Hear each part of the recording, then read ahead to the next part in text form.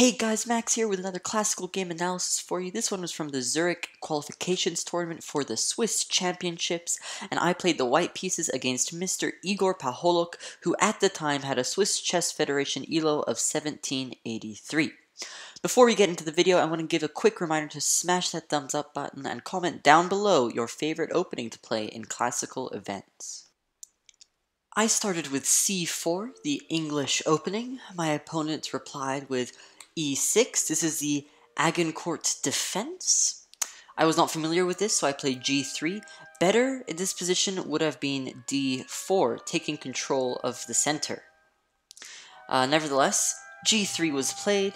Then they played f5, knight to c3, knight to f6, bishop to g2, and c6.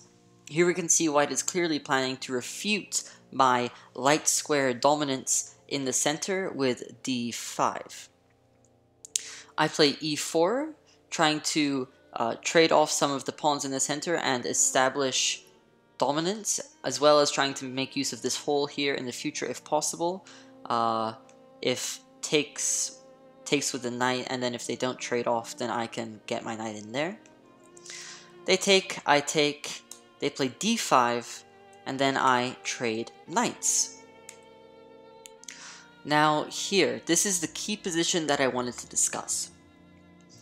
Here we can clearly see that black is behind in development, and that their king safety is questionable due to the removal of the f-pawn and the excessive pawn moves here.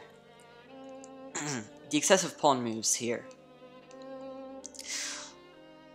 The answer to this position, the best move, is d4. Even though it seems like it leaves this pawn hanging, if black does opt to take, giving white an isolated pawn here, black has an isolated pawn in front of their king. White can easily develop and protect this pawn. Here's an example: knight to f3, bishop to b4 check, bishop to d2, bishop takes, queen takes, castles, and castles.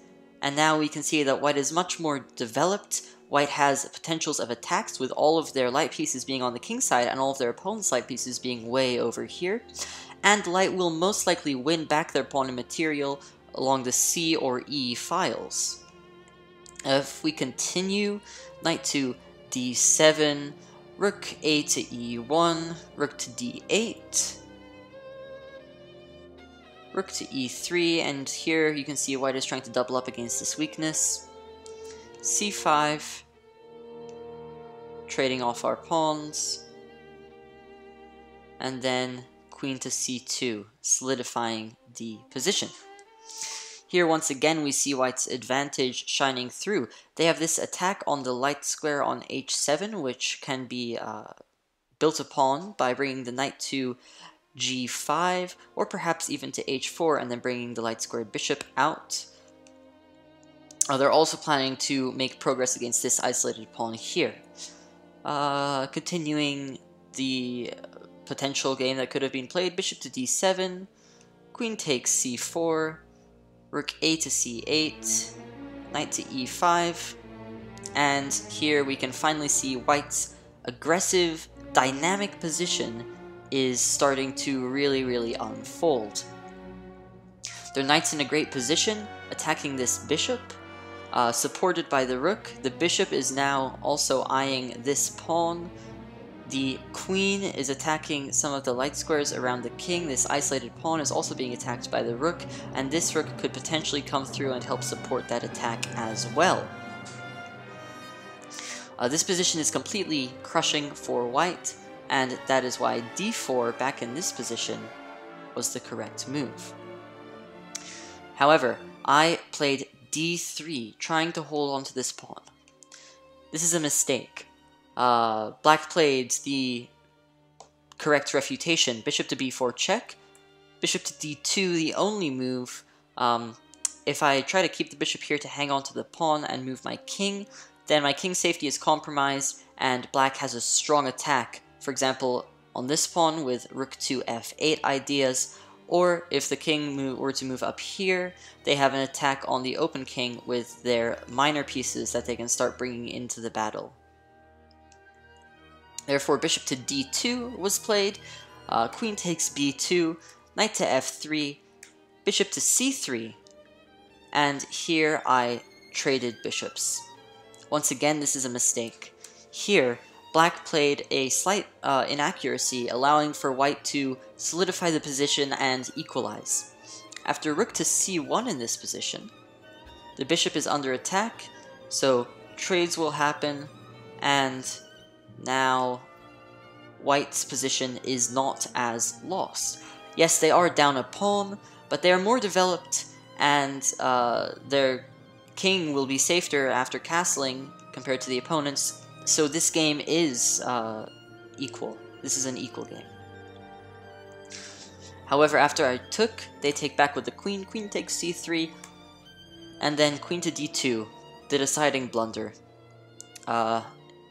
Yes, everyone makes blunders. Unfortunately, queen takes a1 check, king to e2, queen to f6, and after this the game is simply lost.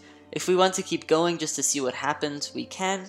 Rook to e1, castles, cx d5, ex d5, queen to b4, knight to a6, queen to b3, bishop to g4, attacking this knight, d4, rook a to e8, check, king to d2, rook takes e1, king takes e1, bishop takes f3, bishop takes f3, queen takes f3, queen takes b7, and this is mate in 4 for black.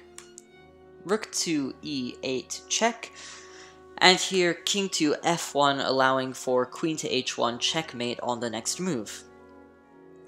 The correct move here to lengthen the process would be queen to e7, rook takes e7 check, king to d2, queen takes f2 check, king to c1, and then rook to e1 checkmate. Alright guys, thank you so much for watching to the very end of the video. I tried to keep this as short as possible for you. If you enjoyed, please consider liking and subscribing, and as always, I'll see you next time.